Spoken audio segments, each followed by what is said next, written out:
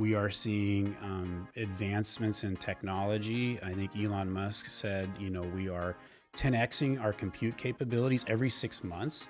So Moore's law is out the window. Like, we are on the exponential curve, and it's really incredible. On a weekly basis, we're seeing advances in AI and robotics that are just unbelievable. Things that we thought wouldn't happen for years from now are happening every week.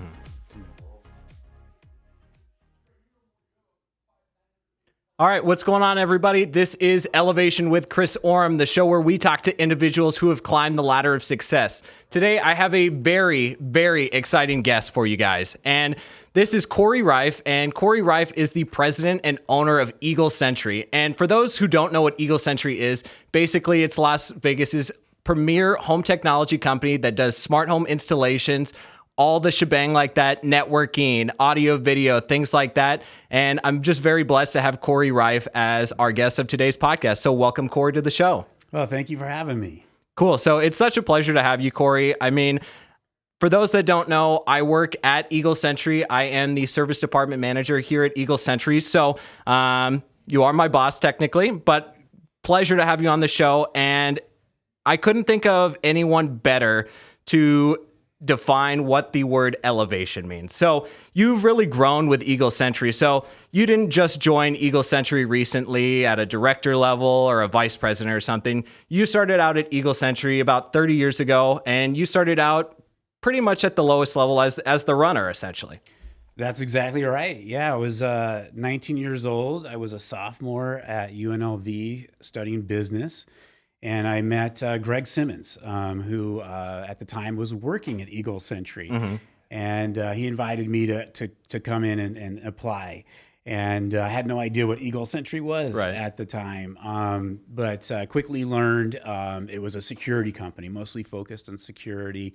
And it was a great college job for me, a way to get in to the industry.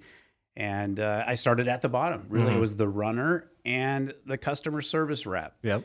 And what that entailed was basically I came out to your house and showed you how to work your alarm system after we installed it. The demo. The demo, yeah. I was the demo guy. And it was this really great opportunity for me because I was able to go into people's homes, 3, 4, 5, 6 different homes every day, and meet new people and talk to them. And it really made it comfortable for me to meet new people and to engage with them. And so it was a really great growing experience for me.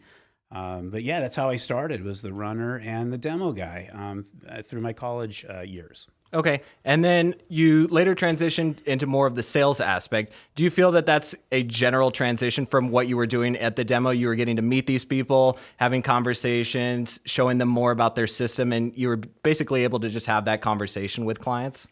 Yeah, it was almost a throwaway comment by the previous owner that hired me. He told me what my job description was, and he said, oh, by the way, when you're in the home, you have the opportunity where you can upsell these clients. You can add motion detectors or glass break sensors, and you can get paid a commission. And I thought that was really cool. I never aspired to be a salesperson, but it was this opportunity. And I always grabbed onto new opportunities. And so I started my sales career really upgrading existing clients with little add-on devices. Very cool. Yeah, it was really kind of great. The interesting thing was I was upselling all of these systems, but I wasn't getting credit for these systems, right? Because I usually couldn't upsell the client right when I was in their home. So ultimately, they would end up calling in and buying that motion detector, but it wouldn't be attached to my sale. They would call in the office, and essentially the office would get the credit of the sale. Yeah. So this is 1991, 92. Cell phones were kind of a new thing, but I made that investment. I went out and bought that cell phone. And I went out to Kinko's, a Xerox type company, right? And I printed up all those demo sheets and I put my cell phone number on there. So when anyone wanted to buy something, instead of calling into the office, they called my phone and I handled that transaction and I got credit for the sale. And that was my first experience really at selling, and it was amazing. I ended up making more selling than I did with my normal income. I'm sure. So as you start gaining some traction in the sales department, like you mentioned, you're making more through the commission of the sales than your normal salary. So something like that sticks and you just kind of go all in on sales?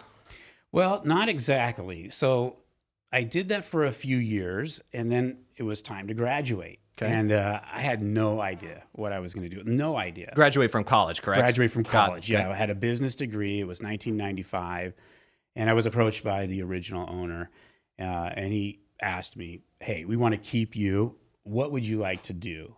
And I was a business management major, and so I wanted to manage something, right? And we had a small AV department. So that's actually what I asked to do. And that was my first opportunity in management. Okay. So it was completely divorced of anything to do with sales. It was strictly management. But ultimately, I ended up getting back into the sales side by assisting the owner with his sales. Got it. Right. So I started managing the AV division, but at the same time assisting the owner with his sales. And ultimately, I just took those sales over. And like you mentioned, the more kind of skill sets you grab, the more new experiences that you say yes to, the more kind of knowledge you have. So I'm sure when we get back to the sales career, that you managing the AV department was huge in terms of getting you those technical skills, kind of understanding what pitfalls the guys might have, things like that. I think it's just overall general knowledge that will help add to that sales aspect. 100%. I really don't see myself as a salesperson, right? I don't think I have that special skill to sell anyone anything. But I really believe for me, what works is the knowledge, right? And yes, being the manager at the time gave me a really good knowledge of everything AV. And that's the approach I take when I'm meeting with the clients is really, I'm here to answer your questions. I'm here to understand what your issues are and I'm here to solve them. And really, I think being very informed and educated about what you do is the best thing you could do. For sure. For sales. So you don't necessarily, I mean, I see it myself. I don't see you take kind of a no for an answer. I'm going to sell you this type of a vibe. Like I see you as someone who truly lives the Eagle Sentry lifestyle. You are empowered by the technology you use in your home, and it can add value to your everyday life. And I think when you're meeting with clients that you can show them the value that Eagle Sentry can basically add to their home as well. Yeah, I'm really lucky. I'm doing something that I'm really passionate about, and so it's really easy for me to talk to my clients and talk to others about what I do. And I do live the Eagle Sentry way. I use my home as a test case for a lot of the systems that we design, and it's really great. I'm on a mission to really create the most autonomous home. Right. For example, I rarely arm or disarm my alarm system, right? It's a smart system, and it knows when we go to bed at night based on our activity level. It disarms in the morning once we get up and our awareness sensors start to see where we are. I rarely adjust a light switch or a shade. These things are all programmed to happen based on sunrise and sunset and what our activity level is inside the home. So I really think that's our mission, really, right? Our purpose at Eagle Sentry is to streamline, empower, and protect our customers through technology. And we practice that every day. And it's getting really exciting right now. There are so many advances in artificial intelligence and machine learning that I really believe that's the future. And we're experimenting with some of those technologies today. For sure. I see that, we're at really a revolution for the smart home technology. Smart homes have been around. I mean, you joined Eagle Sentry in the 90s, but it isn't until maybe the last decade that Ring and Nest have kind of introduced that DIY category to kind of the masses, and smart homes are becoming more and more popular.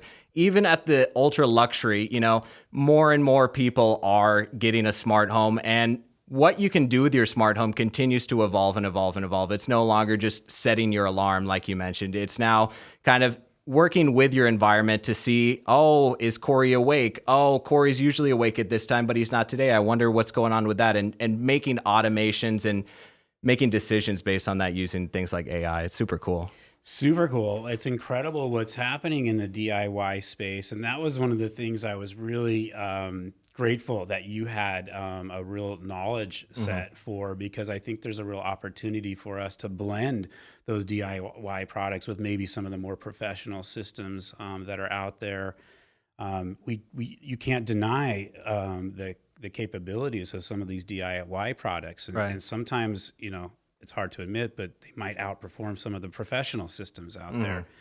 It's hard to compete with the likes of Google, who's manufacturing Nest, and they're on the cutting edge of computer vision with that uses AI to recognize and have perfect awareness of the situation. And I think that's really the technology just going to drive our business moving forward is computer vision, where today we're using things like motion detectors that can tell if somebody is in the space, but not who is in the space, right? So we might want that environment, the entertainment, the protection systems to adjust based on the user, not just the fact that somebody's in that space. So I see there's a lot of opportunities to do that. So you mentioned motion sensors. So a company named Akara has recently introduced something called a presence sensor. So this DIY presence sensor goes for like $80, and you can divide zones into different parts of rooms. And I think what you mentioned, we're at the cutting edge where soon, not only are we going to be able to identify that there's a person in there, but identify, is this the child? Is this the mom? Is this the dad? And make actions and decisions based on that. Completely, yeah. And be able to adjust based on new patterns, right? We always are challenged by creating scenes that are appropriate for our homeowners. But our homeowners' lives are very dynamic. Things change. Maybe now your kid is in school and you're driving to school in the morning. So your patterns have changed. And when that happens today, it's still a little bit of a manual process. We've got to go in and adjust those scenes based on those new patterns. But we're finding now that there are systems, one of them that we use, alarm.com, which I think is really in front of everyone else when it comes to leveraging the sensors that are in your home. In a typical Eagle Sentry house, we'll have anywhere from a dozen to maybe a couple hundred sensors for protection. Glass sensors, door and window contacts. These are sensors that are designed for protection, but now they're dual purpose. They're protection and they're also awareness, right? So our motion detectors inside our home that help protect us are also now watching the space and adjusting the system based on if there's activity inside the home. So if our system at night will turn on automatically at 10 o'clock at night if there's no activity. But if we're still up and we're moving around and we're letting the dog out, the system's aware of that and it knows, don't arm the system now, wait till they go to bed. And I think there's so much more we can do with that. For sure. There's definitely a giant future. I mean, I don't really want to touch on this podcast, but I have seen some naysayers saying like, oh, the future of technology when, Amazon can control just about anything in your home and, you piss Amazon off, they turn everything off. Like, do you see worries to the smart home field? Like, I'm sure you've heard some naysayers say some things like that. Well, sure. And I think we have to be concerned about privacy and I think those are legitimate concerns, right? But we're seeing this technology evolve to a degree where we can probably have these AI co-pilots live locally inside the home that aren't connected to the cloud anymore. And so we really can take these off the cloud and really make it very secure. So I think that is the future. I don't think that cloud managed automation is the long-term solution. Right now, it's what's available for us, but we're going to be able to put these large language models on little tiny PCs and have them run completely independent. So yes, it's a concern. It's something we address with our clients and everybody else. Everyone has their own kind of level of degree that they would be comfortable with. For sure. And so we have to work around that. Yeah, so I think you hit the nail on the head. I mean, a big trend I think that we're going to see is that we're going to move away from the cloud-based smart home systems and move towards the kind of a local only, but be able to manage that local only when you're across the globe to still have that smart home power. Absolutely. Yeah. I think we're going to have this automation co-pilot with us no matter where we are. It's going to leave and come with us and also be there when we get back. It will automatically adjust our environment, our entertainment systems, our protection systems based on our activity, based on our mood, and different various factors.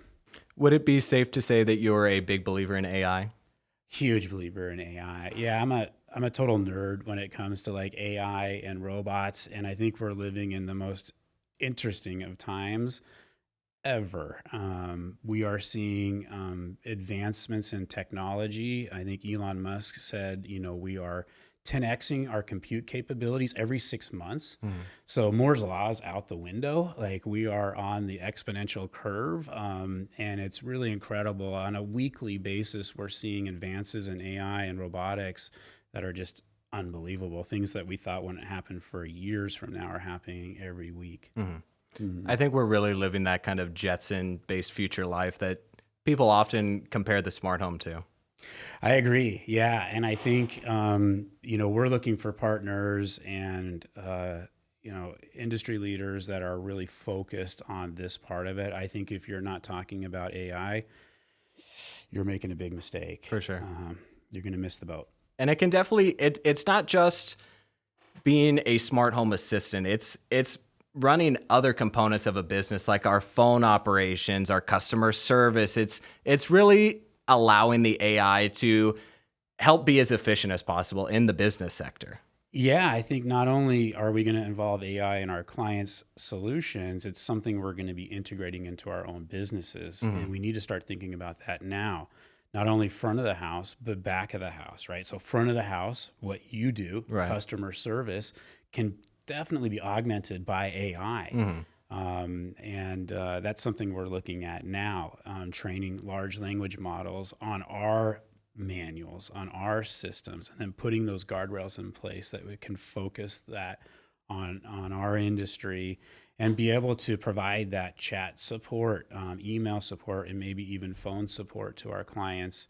I can envision a world where we have systems that give you all the tech support you need locally, where you don't have to call Eagle Sentry. You'll ask the system, hey, I've got an issue.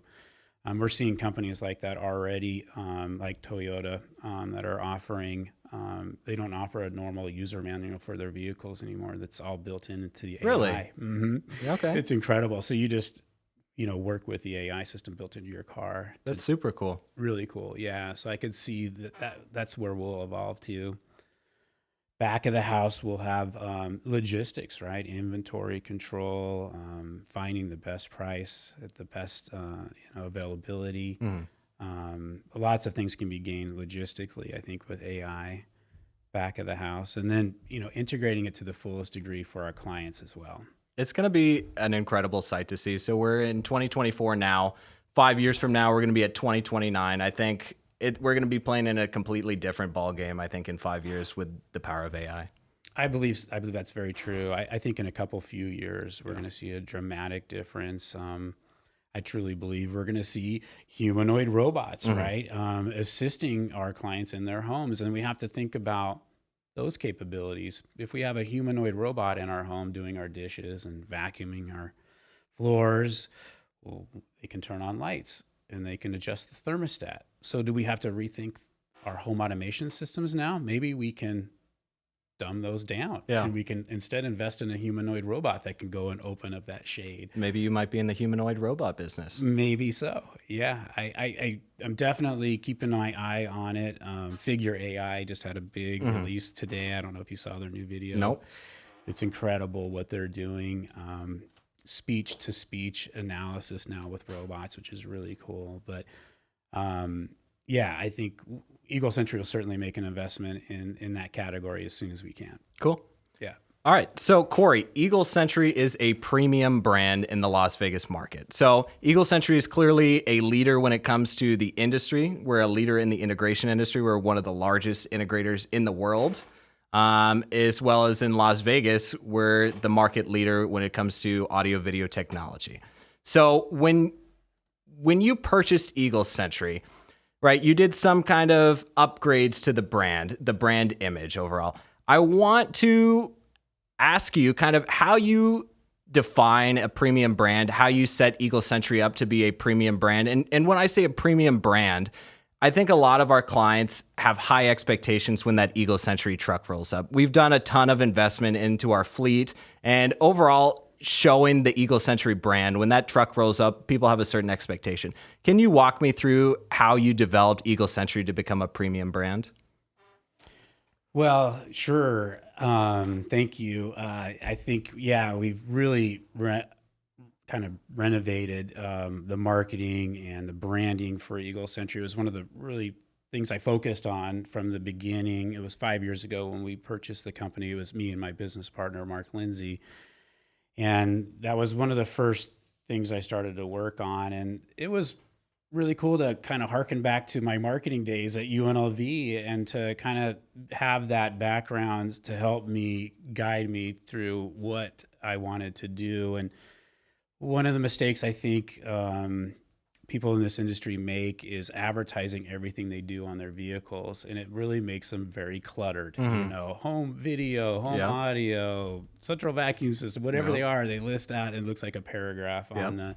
on the vehicle. And from my marketing education, I knew that I wanted to streamline that, you know, that I really wanted our brand to be the one thing that you look at. And so you really see, when you see our vehicles, just the clean Eagle Sentry branding. And I think that was really effective.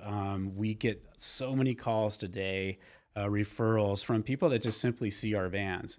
We had the same amount of vans before, but they're seeing them today. And I think it's because we really cleaned up that marketing.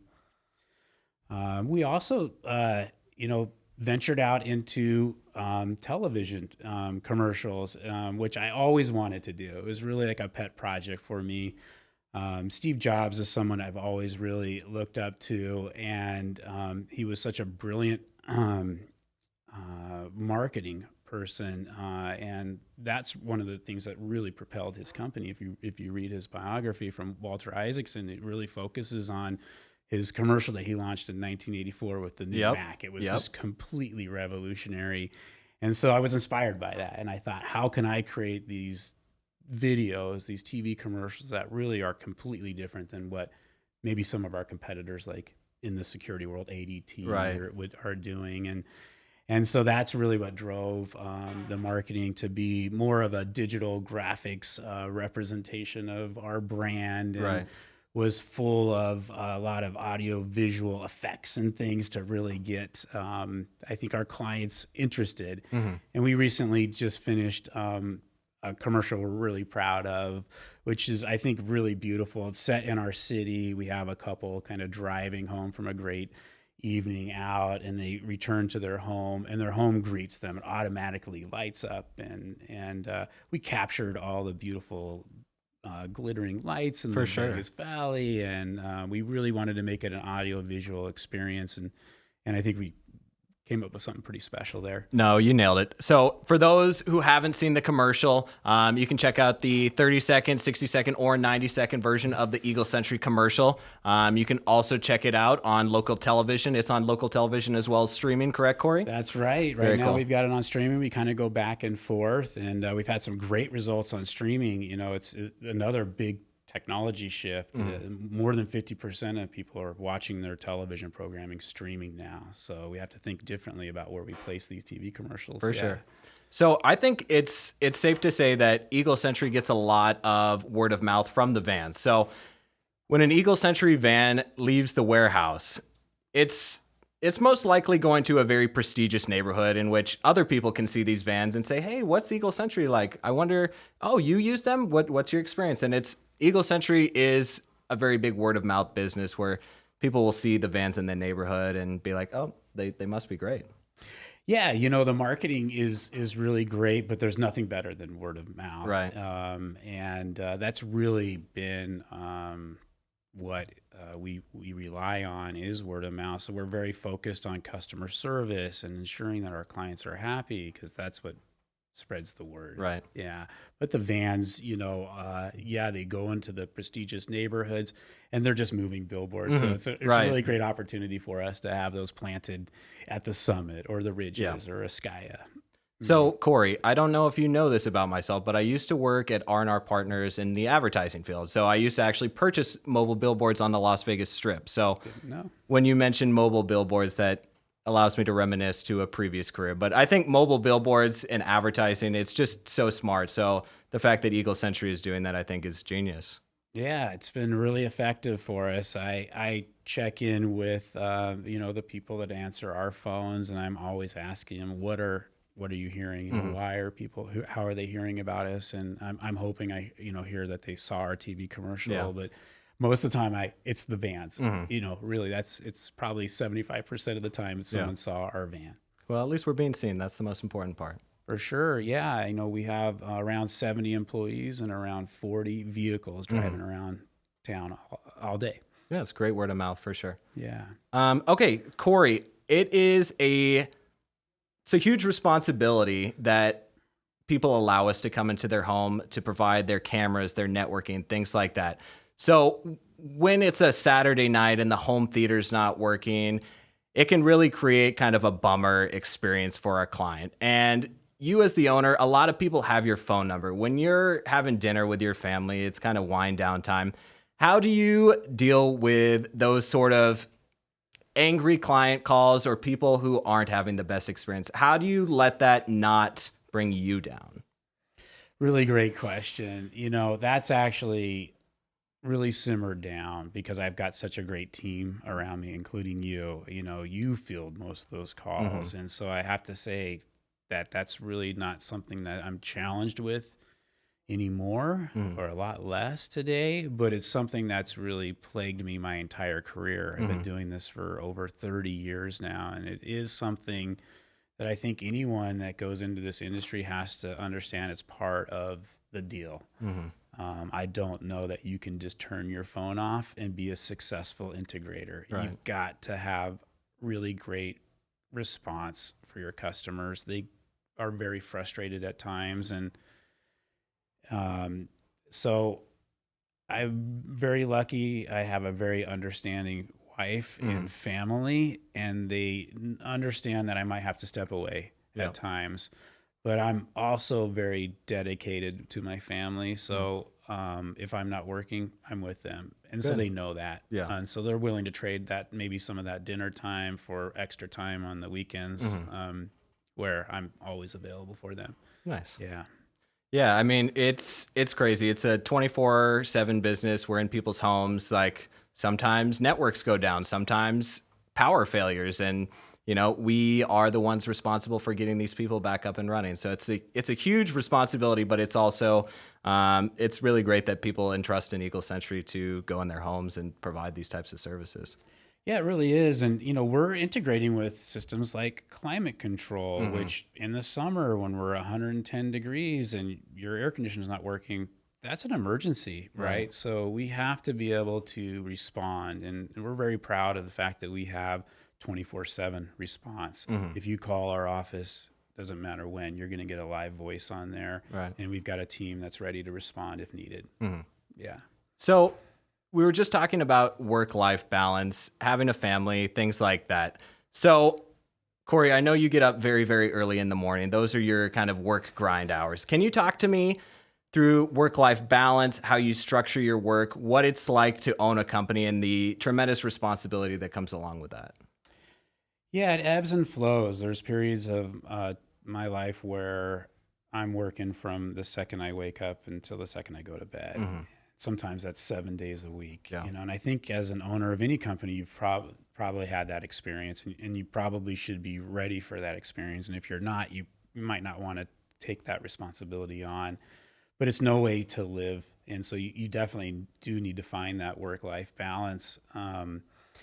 And I've been able to achieve that by doing things like getting up early in the morning. I'm a morning person, and so it's very normal for me to get up at around 4 a.m.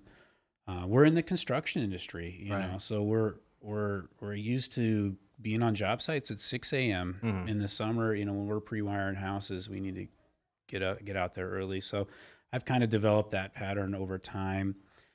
So because I get up early, I'm very prepared for my day, very organized, and I'm able to usually shut it down by 4 or 5 o'clock. And yeah, I might get the occasional client call after hours, but for me, I've been able to strike that balance by getting up earlier and being able to shut it off by, a reasonable time in the Yeah. afternoon or evening. We do things like, we've got a little place up in Duck Creek, Utah. And so we found ways to have vacations up there where I can still stay connected to the business, Right. but still get the family out of town. So we've just made some adjustments like that to make it work. So when you look at your phone just at a random glance, what are the chances that you're going to see something you don't want to see? An email, a text message. It's very often. Yeah. Yeah. Because when you're an owner of a business, you're going to hear all of the problems, right? So there's very high likelihood that, if I look in my inbox, I'm going to have a couple issues in there that I have to work through. But I don't really let that get to me. Do you I- do anything in particular to battle that? Because I, for one, can let my phone really ruin my mood. So I want to see if there's any particular action you take, or is it a personality trait? Yeah, I don't know that I have any great solution for how to handle that stress. I think I've over the years learned to detach from it a little bit and not get so invested in maybe all of the issues, because if you do that, it'll drive you Yeah. nuts. Of course, healthy lifestyle, exercise is really great. I'm really into a routine now with cardio, and I think that's so important. So I do find myself at many times when I'm in a stressful situation and I have the opportunity to hop on the elliptical, I'll work it out, So that's probably what I would do that best helps me for situations like that. But really just mentally being able to detach from that situation and not get so invested in it. Cool. You know, Cory, one thing I really respect and admire about you as the business owner is that you show up every day and you're ready to rock and roll. And I think everyone that works at Eagle Sentry can come to an agreement and say, like, Cory Reif, he goes hard. Like, he really shows up. And I think there's a great quote. It's like, leaders do the most. And I think you embody that quote very well. So I think that's an awesome part about having you as the leader of Eagle Sentry.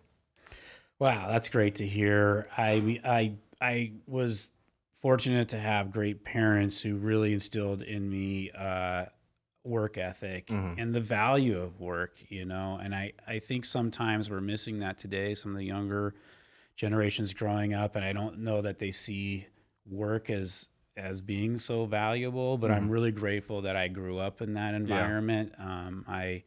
I was able to watch my dad run his own business, so I understood what it took. And again, I'm very lucky because I'm passionate about what I do. I'm lucky. I'm involved in an industry that's technology, so it's easy for me to be that invested and to put in that time. Very cool. Yeah. So can you bring me back a couple years? So at some point, you had the opportunity to purchase Eagle Sentry. So can you walk me through kind of what conversations were had about that? How quickly did it happen? Why did you decide that you wanted to purchase Eagle Sentry? Well, I never even thought I'd have the opportunity to buy Eagle Sentry. It's a dream come true. I knew I always wanted to be a business owner, but I didn't think owning Eagle Sentry was a possibility for me. But I had worked there for 25 years and kind of worked myself up to the top, and it's just in the right place at the right time. Okay. Right, the owner Ray Ladisick had decided he wanted to retire, and so he presented me with that option to buy Eagle Sentry. And can I stop you there? So Yeah. So Ray wanted to retire, and he approached you, or how did you get the gist that Ray was going to retire and he was going to sell off the business? Yeah, actually, he approached me. Him and Greg Simmons, his business partner, Okay. said, "Hey, we think we can bring you in, and we'd like to present you with this opportunity." And at the time, it sounded great, but how I didn't have that kind of money. But again, very fortunate. I had a very great client of mine, Mark Lindsay, who had expressed an interest to go into business with me prior. And so when I had this opportunity come up, I called Mark and said, hey, I think I've got the situation now that would work for both of us. Because in the past, when I looked to start my own business, I realized I'd have to leave Eagle Sentry and then compete against Eagle Sentry. And it was my family. It's where I'd been for 25 years. And I just couldn't figure out how to make that work. And so when I had the opportunity to buy it, everything fell into place. From the time that they came to you, from the time you officially became the owner, what type of time period was that like? Well, it was quick. It was really quick. I think maybe a 6-month time period. Okay. And do you know why they came to you? Well, they knew that I had an interest in it. We had had some loose conversations before. And so I just think they thought maybe I was the likely person that could take it over. I'd have to ask Ray why.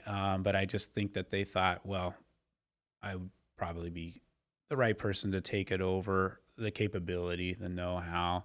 I had been driving a big portion of the business at that time and had been running the AV department for many years.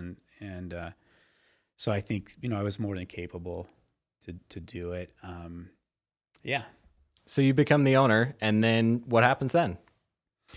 Boy, that was a complete change in my life. That was the period of time where it was just nonstop work, 7 days a week. Probably one of the craziest times of my life, but also the most rewarding. We quickly started looking at making lots of advancements, right? Nothing was wrong with Eagle Sentry, but our systems were antiquated. Our marketing was antiquated. Everything had to be renovated. Right. So we just started. I actually, during that 6-month process of purchasing the company, we'd already started working on putting in the systems, the new software, and we updated all of the software like day one, which was kind of crazy, taking over the business and upgrading all the software. But then we quickly learned that it's not only the software that needs to be updated; it's the entire company, the structure. And so we started, going down that road of how to create a better structure, more redundancy, more robustness within the company. And I think we've really done that. You can see now if we have someone call in or multiple people call in, we've built a structure that really can fill those voids quickly. Right. Yeah. And we can keep those projects moving forward. For sure. We have a great kind of back end system going at Eagle Sentry. It's really incredible. It really is. And what I like about it the most is the collaboration. It's one of our core values, right? Yeah. Almost all day, I'm in a meeting with our engineering team, and we're connected all day working on designs together. And our designs have improved so much. For so many years, I was in a kind of a silo designing my own systems without really anybody else's input. Right. And, our everything that we do, our proposals, the way we do our presentations, just the comprehensiveness of the designs is so much better today because of that collaboration. For sure. Yeah. So obviously got to give a big shout out to the sales and engineering team. They hold it down for us at Eagle Sentry. So For sure. David Caddick and Pat Schoeffel. Yep. What's up? Yes, sirs. Yep. All right. So as far as leading a team of people, I can imagine that comes with some challenges and difficulties. Can you talk me through some of those? Yeah, sure. Lots of challenges and opportunities. I'm fortunate to have a great chief strategy officer in Lisa Marie, and she has been a real game changer for Eagle Sentry. She came online with us 2 years ago, and really that's one of her main roles is to help me with that. She comes with a lot of experience in that world and has helped us develop our executive team, our management team, our field project management team, all the way down to the technician level, structuring that out. And Yeah, so you've got to have great people around you. I couldn't do it by myself. For sure. So I've got a really great controller in Janet, and then also Pat Schoeffel is our chief engineer. We make this great executive team where we balance each other out and call each other on our BS, Hmm. and that's really important. And yeah, and then just a great management team, including yourself and Andrew, who runs our AV, and Juan, who runs our shades, which is one of the most challenging things we do, is the engineering of our shading systems in these big homes. It's really incredible what level of engineering has to go into these systems, and yeah, so we've just got a really great team all the way around. Cool. So one highlight that most guests on the show are talking about these days is that management team, that having a solid team and people behind you. Because I think for a while I thought maybe you could do it yourself, but as I grow older, I realized that there's no such thing as like a solopreneur or a one-man show. Like, it's all the team effort. So the cliche, there's no I in team. I think that's true in every industry, and I think we do it well at Eagle Sentry and show that it's a team effort. It is, and it's evolving. I think this, just even in the last few months, we've really figured out how to not only coordinate our own teams, but how to coordinate all the teams together. Mhm. So even though we were working great as an engineering team, as a shade team, as an AV team, what we were not doing is really the intercommunication between those teams. And Right. so now we have Cory Cipriano, who's our field operations director, coordinating all of these teams and sharing those resources, because we're in a dynamic field of construction. Things change all the time. And so I think the companies that win are the ones that understand how to allocate their resources the best to optimize that. So for the homes that we go into, how do people find out about Eagle Sentry? Do they find us through word of mouth? Is it through a friend? Is it online? Talk me through how a client would find Eagle Sentry. Yeah, I think it's all of the above. We've aligned ourselves with a lot of builders, architects, designers. Mhm. So I would say the majority of our business comes through the construction channel, right? Okay. Um, but also, yeah, word of mouth, online. But the core driving force of our business for the last 40 years has really been the construction business, and we've aligned ourselves with the best partners in town. Blue Heron is really one of the really great partners that we have, that's just doing some amazing things here in Las Vegas. And then we work with a dozen high-end custom builders, and Mhm. a lot of our work comes from that category. Sure. So you mentioned Blue Heron. So I know Blue Heron is a huge partner of Eagle Sentry. And I want to hear you talk about Eagle Sentry's role at Vegas Modern. So Vegas Modern, basically one of the highest prices homes ever sold. It is the highest price home ever Yeah, sold. mhm. In McDonald Highlands. It's built by Blue Heron. It's just an incredible masterpiece in terms of architecture and bringing the outdoor kind of elements inside. So talk to us about Eagle Sentry's role in Vegas Modern with Blue Heron. Yeah, what a amazing project. That house is incredible. If you ever get a chance to tour that home, take that opportunity. It's still being used as a show home, so they're Mhm. still doing tours in that house. But we were lucky. We've been working with Blue Heron for about 12 years now, and so we're really used to how they work and how they build. But this house was totally unique, and of a scale that we really hadn't worked on Mhm. before. And we had some great partners. Savant is really the automation partner there, and they went all in on the system design.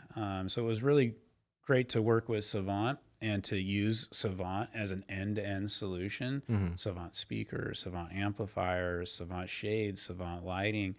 Every light fixture in that house is full RGB DMX Yeah. controlled, and And we also have an energy management system in there that's just incredible.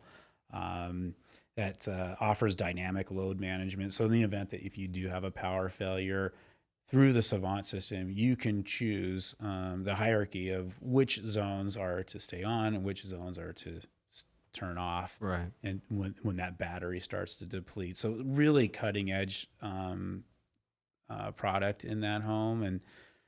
And the build happened during COVID, which created its own set of challenges.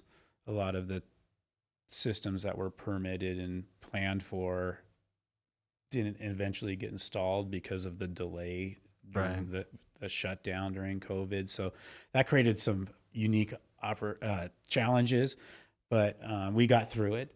And the house is amazing. From your iPhone with one Savant app, you control every single device in that home. So we got to give a big shout out to Sean Hamilton, who's given up multiple years of his life to make Vegas Modern the masterpiece that it is today. So shout out to Sean. Cory, so we are in incredible homes on a daily basis. What do you think about that? Like, do you have a favorite neighborhood? Do you have a favorite house that comes off the top of your head? They're all so unique, and you get a little jaded when you're in this industry so long, but I still get blown away by the homes that we go into and the innovative architecture that I see. Right now it's really the Summit that is this just amazing community. We're seeing homes that are in the $25 to $35 million. Well, how much are the lots going for? Yeah, I think millions of dollars, right? $5+ million for just the lot. So yeah, I don't know that there's one home that stands out. We're doing Mark Davis's home right now. It's one of the most incredible homes we've ever worked in. Completely modern, non-traditional. There aren't any type of traditional light fixtures in that home. We're using LED linear color changing lights to light up that whole home. So really incredible stuff like that. My business partner, Mark Lindsay's home, is probably one of the homes that really stands out. That's one of our flagship homes that we can take our customers through today. It's a 20,000 square foot home in Seven Hills, modern glass architecture and fully integrated, to the point where we are integrated with a car elevator, right? So there's really some interesting things that we're doing there. But so I've been to Mark's house on a couple different occasions, and what I like to say is that my life hasn't been the same ever since I went to that house. I mean, it's an incredible house to see that someone can live like that. Like, that's someone's house. I think one shocking thing before I started working at Eagle Sentry is I don't think I realized the maximum capacity of what someone could have for like a smart home. Like, I didn't think I thought having a home over $10 million was not possible. Like, it seemed completely impossible to me, something you'd have to win the lottery to ever achieve. Yeah, it blows my mind too. The fact that we put in systems that are valued at over $1 million or over $2 million in technology in one home is really mind blowing. The great thing about Mark is he is also very passionate about what we do. So it really provided us with the opportunity to explore things that we wouldn't be able to do with a normal client, with a normal budget. One of the really incredible things in that home is the lighting system in there. It's all being ran off of Cat 6 network cable, right? We basically replaced the electrician. There is no high voltage being ran for those fixtures. They're all PoE and all color changing. And we won the CES lighting project of the year in 1998, or 2018, I'm sorry, 1998, 2018, we won that, and that was a really, really great honor. But at that time in 2018, it was the largest deployment of a system like that before, and for us, it was very exciting and also really scary because that whole house needed to operate off this new system that never had really been installed before. But it came out amazing. You hit it out of the park. So I think when we can talk about it in a past sense and know that everything went great, I think it's positive to talk about it. I think maybe at the beginning it could have been a little nerve-wracking, but it turned out well. It turned out great. It really did, and it really put us on our path for exploring LED. And LED has become such a big segment of what we do now. It's what I'm really excited about. I really don't understand why we still use high voltage to power our fixtures that are, low wattage. Yeah. So it really makes sense to me that we start replacing all these high voltage fixtures with low voltage cabling and LED. Was that a defining moment when you finished Mark Lindsay's house with this new RGB color beam technology, correct? Yes, it was Color Beam. They were a great partner. They are a great partner. That entire house is Color Beam. But yeah, it really did. It was the catalyst for our LED business, and it really put us on the map. We started experimenting with all the different types of applications, and we have 19 different applications that we have priced out, and we can offer our clients all kinds of amazing applications. But it's really, there's a science behind it. To achieve the right outcome, you really have to understand all of the things that are make up the LED. You want that dotless experience, and it's really challenging to achieve in some of the applications we have to work in. But there's some really great product out there, and Chris Swatowski, our head of our lighting division, really is the brains behind that operation, and we have him find all of those solutions, and it's great. So part of elevation and part of what I promote in life, Cory, is that I always like to surround myself by the best possible people. So when I go to CEDIA, they're the best and the brightest minds when it comes to the smart home industry. I go to the Dragon Slayer gym here in town, and it's just the best people in the gym, fitness, health, bodybuilding industry. And I think that the same can be said for Eagle Sentry. It's like when we surround ourselves by lighting engineers like Chris Swatowski, he's the best of the best. I really don't know if there's people that are more talented in the lighting world around the United States or the world more than Chris Swatowski. So we have leaders in our industry, in our even specific little niches like lighting. Very true. Yeah, the research that Chris does and the solutions that he comes up with is incredible. We're actually, a lot of our systems, we're having solutions manufactured to fit the application as the project's being built just in time. We're getting just the latest in technology, and that's really Chris that's driving that. Eagle Sentry is just pushing a ton of boundaries, always trying new things, always going to the limits of what's possible. And one thing I like about Eagle Sentry is that we'll always be willing to take on a project and give it our best shot. And 99% of the time, we deliver a home run product. Yeah, you have to take some risks, right, to grow, and we do. They're calculated. We know we can achieve it, but there are some sleepless nights for sure. Demanding clients, right? Demanding schedules, and very complicated systems. But with our experience, 30 years of doing this, we're so confident now. We've done this so many times, and I think that's what you end up when you work with Eagle Sentry is you end up with a company has that experience, and there's just no substitute for that experience. For sure. Yeah. So, Cory, we're wrapping up here on our time, but I think this has been absolutely perfect. Is there anything you would like to share with the audience? Any future plans for Eagle Sentry? Anyone you'd like to shout out? Any kind of learning lessons from Eagle Sentry here in the past 30 or so years? I don't know. I'm just really grateful to be in the position that I'm in, and I hope to just continue doing what I'm doing. I'll be happy if we can continue doing this for another 20, 30, 40 years. We want to build a business that's going to continue forever. We think we have something really special here with Eagle Sentry. And so we have big plans, and I would say, if you're in the market, please give us a call. We'd love to talk to you, and we offer free design, free advice, and we're willing to look really at any level project. We don't do just the high end, but we'll look at very entry level systems too. We really run the whole gamut. Very cool. Perfect, Cory. Well, it's been an absolute honor and pleasure to have you on the show here today.